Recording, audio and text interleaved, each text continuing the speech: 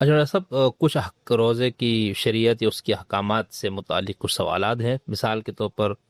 ایک سوال یہ ہے، اور لوگ پوچھتے بھی اس طرح کی چیزیں، کہ کیا روزے کی حالت میں آدمی اپنی بیوی سے اظہار محبت کر سکتا ہے؟ جی، اس میں یہ ہے کہ جنسی تلذذ کے سوا اظہار محبت کر سکتا ہے، اور یہ بات ہمیں خود حدیثوں سے بھی معلوم ہوتی ہے. یعنی آپ کا جو اسوہ سیدہ عائشہ رضی اللہ عنہا نے بیان کیا ہے، اس سے بھی ہمیں یہ معلوم ہوتا ہے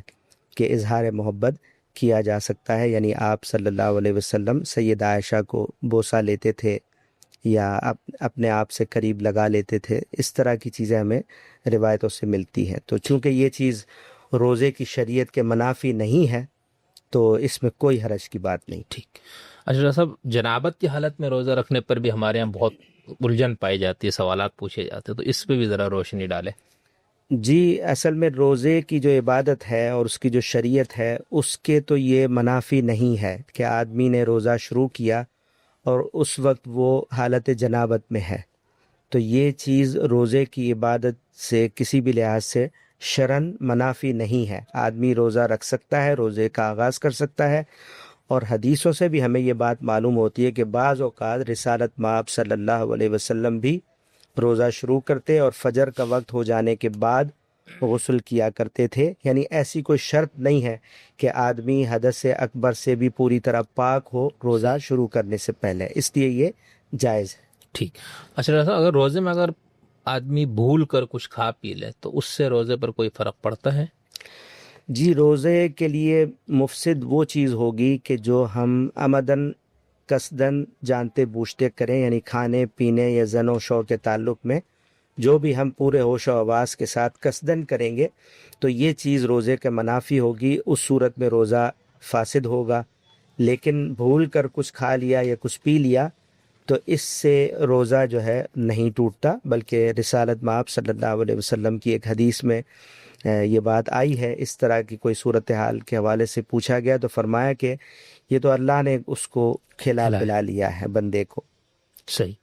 ٹھیک. اچھا صاحب، جان بوجھ کر اگر کوئی بندہ روزہ توڑ لیتا ہے تو اس کا کیا حکم ہے شریعت میں؟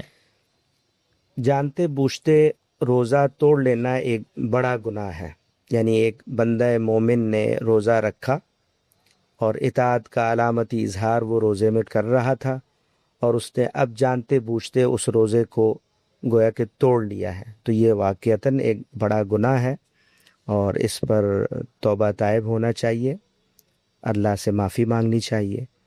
اور چونکہ اگر رمضان کے روزے کی بات ہے تو اس صورت میں تو اس روزے کی قضا بھی کرنی ہوگی. یعنی رمضان کے بعد یہ روزہ اس کو باقاعدہ رکھنا ہوگا. کیوں کہ اللہ تعالیٰ نے فرمایا کہ وَلِتُكْمِلُوا الْعِدَّةَ، یہ تعداد تو رمضان کے روزوں کی لازماً پورا کرنا ہوگی. صحیح. ٹھیک. اچھا صاحب، الٹی کرنے سے روزہ ٹوٹ جاتا ہے؟ دیکھیں، اگر کوئی شخص وامٹ کرتا ہے تو یہ کسی بھی لحاظ سے روزے کی شریعت کے منافی کوئی عمل نہیں ہے، اور ارادی عمل بھی نہیں ہے. تو اس وجہ سے یہ سمجھنا کہ الٹی کرنے سے، وامٹ کرنے سے روزہ ٹوٹ جاتا ہے، یہ کانسیپٹ درست نہیں ہے. ٹھیک. کیا روزے میں علاج کے لیے انجیکشن لگایا جا سکتا ہے؟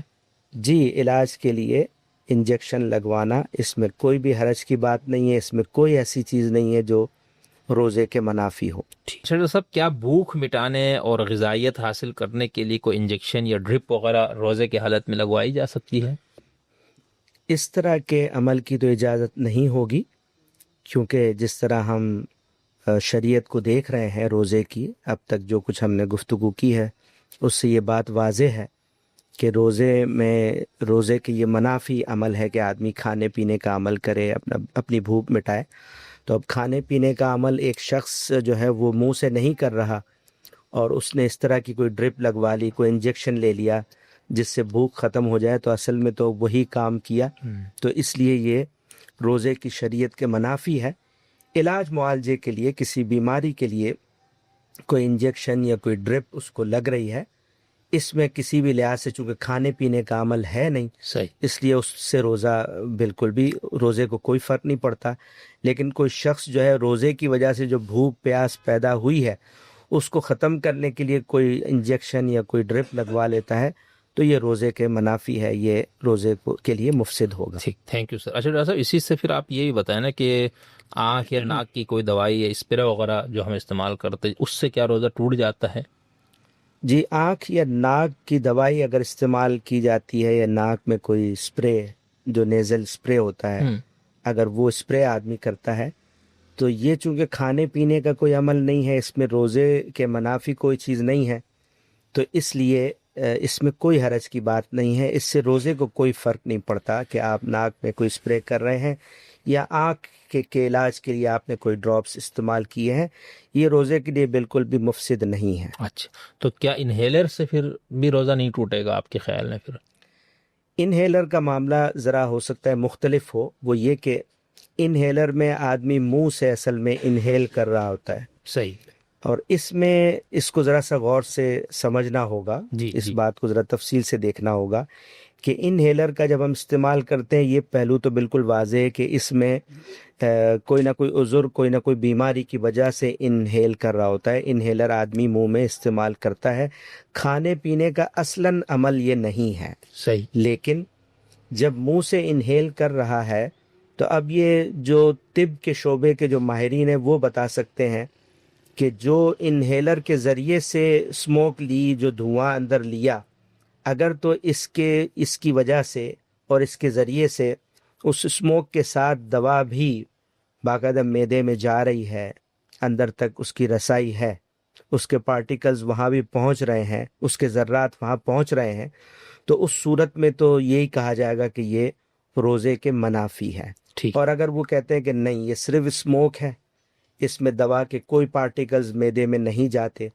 تو پھر ہم یہ کہہ سکتے ہیں کہ پھر یہ اس صورت میں یہ منافی نہیں ہوگا۔ یہ ایسے ہی ہوگا جیسے ہم سانس لے رہے ہیں تو دھواں جا رہا ہے، یا کوئی پولوشن ہے وہ دھواں ہمارے سانس لینے سے اندر جا رہا ہے، یہ چونکہ کھانے پینے کا عمل نہیں ہے، اس صورت میں پھر یہ جواب ہوگا۔ تو اس شعبے کے ماہرین بتا سکتے ہیں کہ انہیلر جو منہ میں استعمال کیا جاتا ہے، اس کے ذریعے سے اصلاً کیا ہوتا ہے۔ اگر تو صرف یہ ہے کہ وہ بیماری دور ہوتی ہے اور پھیپھڑے اور لنگس صرف کھلتے ہیں، معدے پر کوئی دوا کا اثر نہیں جاتا، معدے تک نہیں رسائی ہے اس کی، تب یہ اس کے منافی نہیں ہوگا۔ تو دونوں پہلوؤں سے اس معاملے میں طب سے مراجعت کر کے ٹھیک، صحیح معنوں میں فتویٰ لے لیا جائے۔ اصل بات میں نے واضح کر دی ہے تو کہ اگر تو یہ کوئی کھانے کا یا پینے کا یا منہ سے چیز اتارنے کا عمل ہے معدے میں، تو پھر اس سے روزہ گویا کہ ختم ہو جائے۔ ٹھیک، بہت شکریہ۔ ڈاکٹر صاحب، ناک سے کبھی خون نکل آئے تو کیا یہ بھی مبتلات صوم میں شمار ہوتا ہے؟ جی نہیں، یعنی جسم میں ناک سے خون بہہ جائے یا کہیں اور سے خون نکلے کسی بھی جگہ سے، یہ روزے کے کسی بھی لحاظ سے منافی کوئی چیز اس میں نہیں ہے۔ تو پھر خون کا ٹیسٹ وغیرہ دینا روزے کی حالت میں؟ جی، بلڈ ٹیسٹ وغیرہ بھی ہم کرا سکتے ہیں، اس میں بھی کوئی ایسی چیز نہیں ہے جو روزے کی شریعت سے مناقض ہو۔ صحیح۔ اور روزے کی حالت میں کوئی دانت انسان کو تکلیف ہو، نکلوانا چاہے یا کوئی ڈار وغیرہ، تو اس سے بھی کوئی فرق پڑے گا؟ جی، اس میں بھی کوئی حرج کی بات نہیں ہے کہ اگر دانتوں میں کوئی مسئلہ ہے، ڈینٹسٹ کے پاس ہم جاتے ہیں، دانتوں کا کوئی علاج کروا لیتے ہیں، کوئی دانت نکلوا لیتے ہیں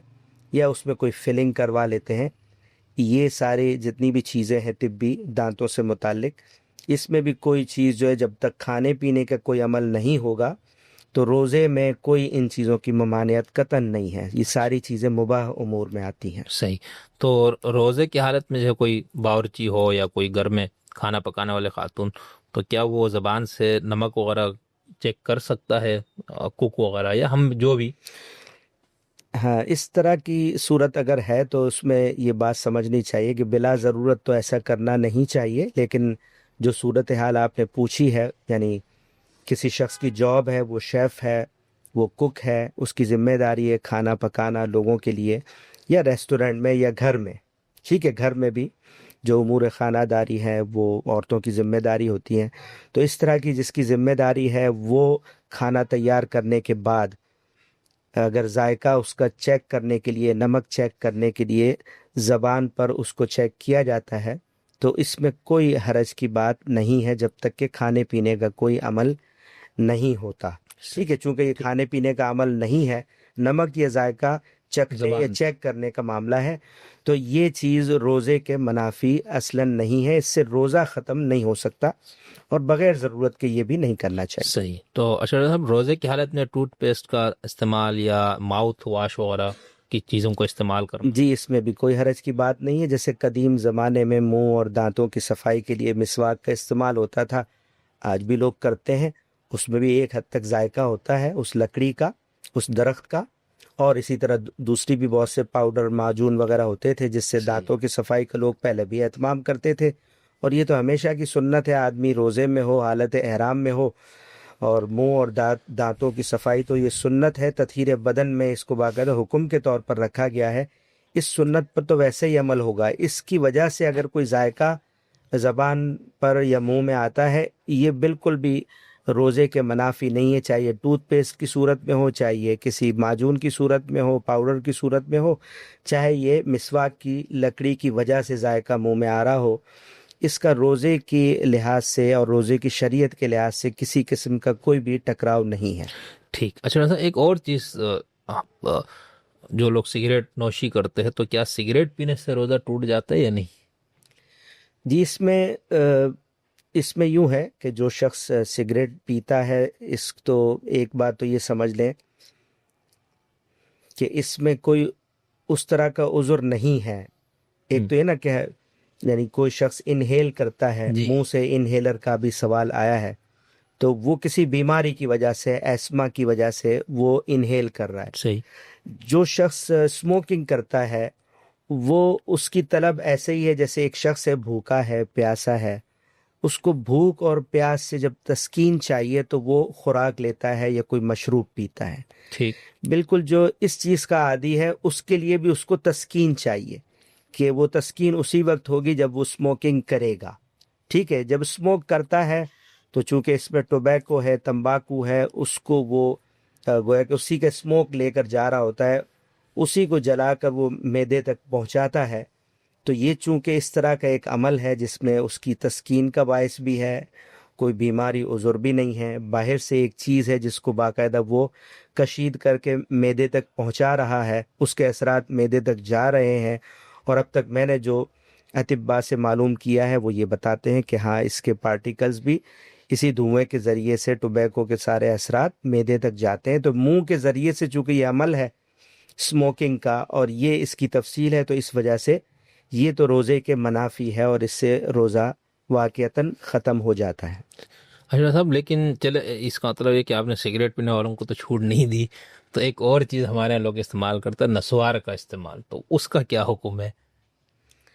جی، وہ بھی اسی طرح کی نشہ آور ایک لحاظ سے چیز ہے کہ وہ اپنی تسکین کے لیے اس کو استعمال کرتے ہیں، اور جو ایسی چیز ہوگی جس کو منہ میں رکھ کر اس طرح استعمال کیا جائے گا اور وہ اپنے اثرات بھی ظاہر ہے معدے تک لے جائے گی، اپنے پارٹیکلز بھی پہنچائے گی اندر، تو یہ تو منافی ہوگا۔ اگر کوئی شخص یہ کہتا ہے کہ کوئی ایسی چیز ہے جو میں نے رکھی لیکن اس کے کوئی بھی پارٹیکلز منہ سے معدے میں، پیٹ میں نہیں جاتے، تو اس کے لیے تو ہم یہ کہیں گے کہ ایسی چیز اگر کوئی ہے تو اس سے روزہ ختم نہیں ہوگا، لیکن اگر اس طرح کی چیز ہے جیسے آپ نے نسوار کے حوالے سے پوچھا ہے، تو میں یہ سمجھتا ہوں کہ وہ تو اس کے اندر ایسی چیز نہیں ہوگی، بلکہ یہ جس طرح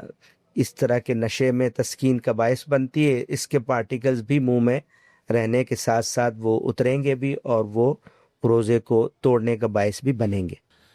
اچھا ڈاکٹر صاحب، روزے کی مفسدات میں آپ سے یہ بھی جاننا چاہوں گا کہ خود لذتی ماسٹربیشن وغیرہ کرنا، تو کیا اس سے بھی روزہ ٹوٹ جاتا ہے؟ جی، یہ جو عمل ہے خود لذتی کا، یہ اپنی اصل میں روزے کی شریعت کے منافی ہے، صحیح۔ اور اس کو اپنے آغاز کے لحاظ سے دیکھیں تب بھی یہ مکروہ ہے، کیوں کہ جو روزے کی شریعت ہے اس میں کھانا پینا اور جنسی افعال، اس کی ممانعت ہے، اور یہ جنسی فعل اگر خود لذتی کی صورت میں شروع ہوتا ہے تو لہٰذا یہ اس کے مناقض ہے،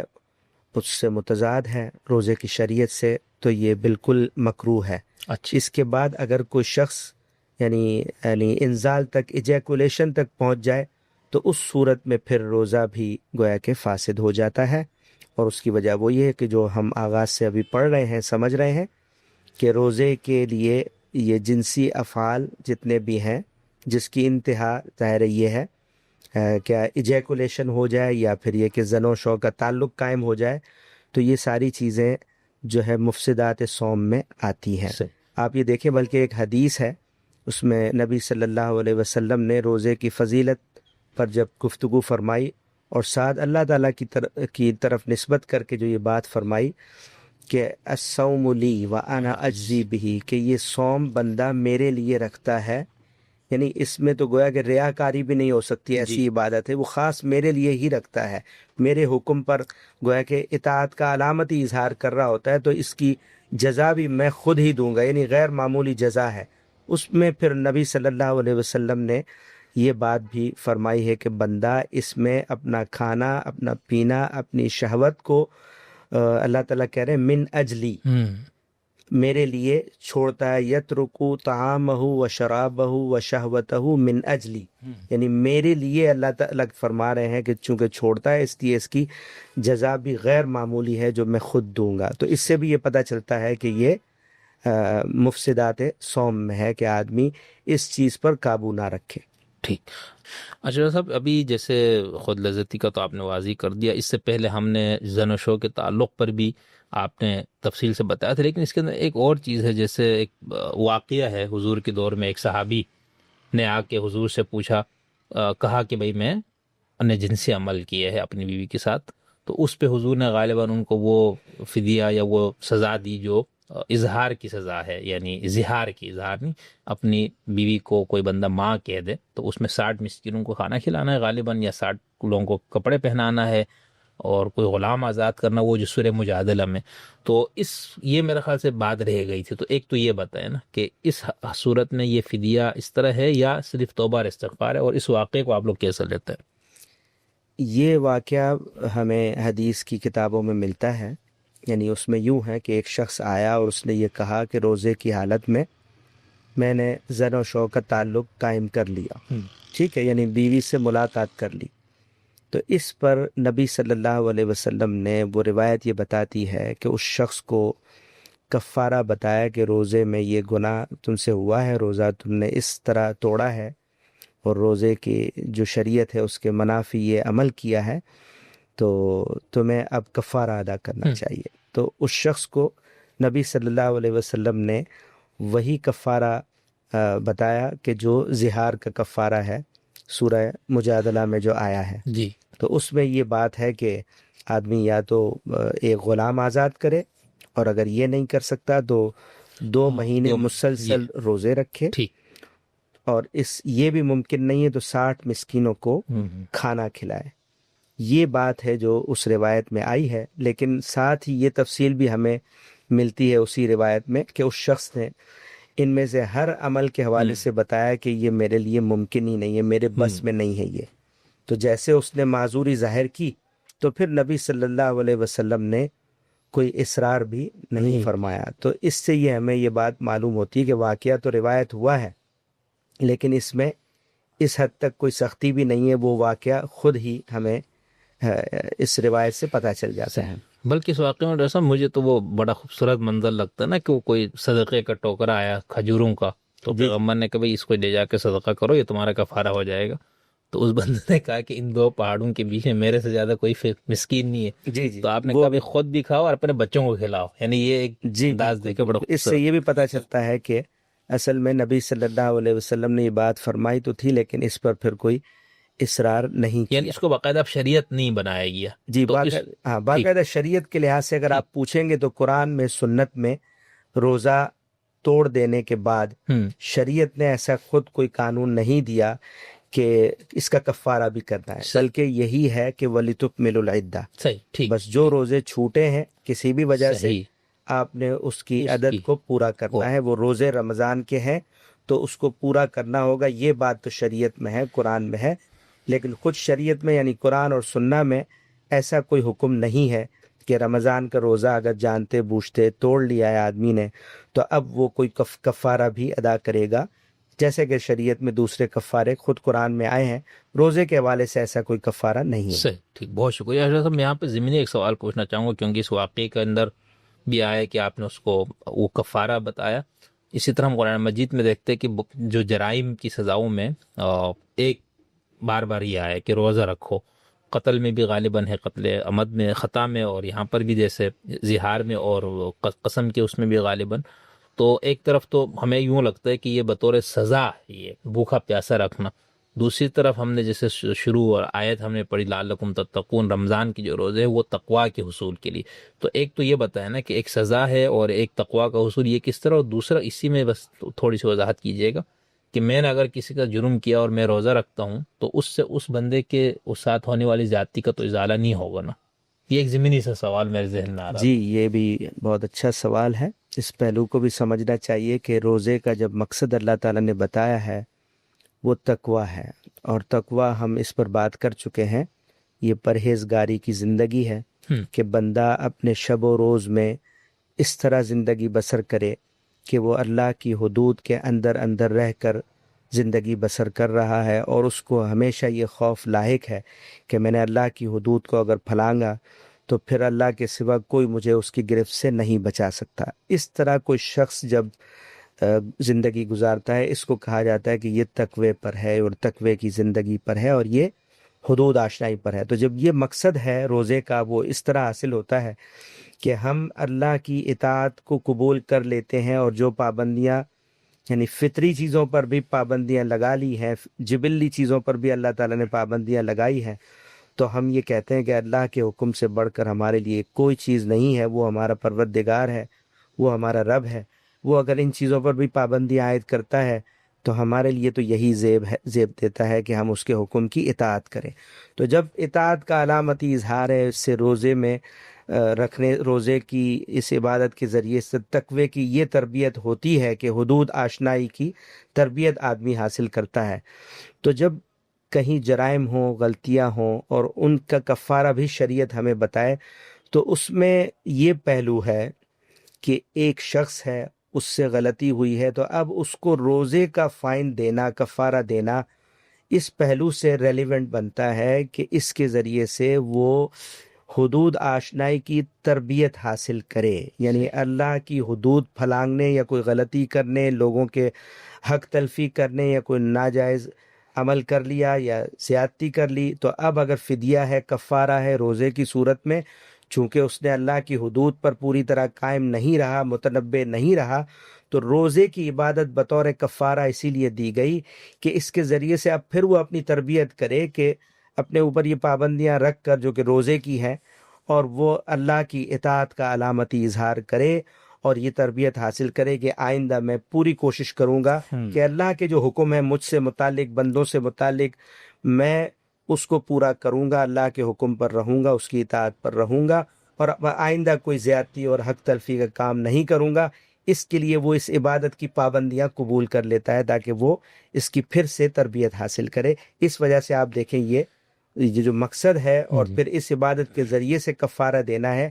یہ ریلیونٹ بھی بن جاتا ہے. یہ بات ٹھیک ہے کہ بعض اوقات ظاہر ہے اگلے شخص جس کا ہم نے کوئی نقصان کیا ہے اس کی تو تلافی نہیں ہو سکتی، اس کی تلافی کے تو جو رستے ہیں وہ اس کے ذریعے سے ہی ہوگی، اس کے بغیر اس کا حق تو ادا نہیں ہوگا، آخرت میں بھی وہ واجب الادا رہ جائے گا، تو اس کو تو الگ سے تلافی کرنی ہے. لیکن اللہ کے حضور میں تقوی والی زندگی پر واپس آنا، اس طرح کی غلطیوں سے بچنا، اس کی تربیت تو روزے ہی سے حاصل ہوگی. اس لیے روزے کی عبادت ریلیونٹ بنتی ہے. اس لیے آپ دیکھیں کہ نماز اور رکوع سجود نہیں بتائے گئے بلکہ روزے کی عبادت ہی بطور کفارہ دی گئی ہے.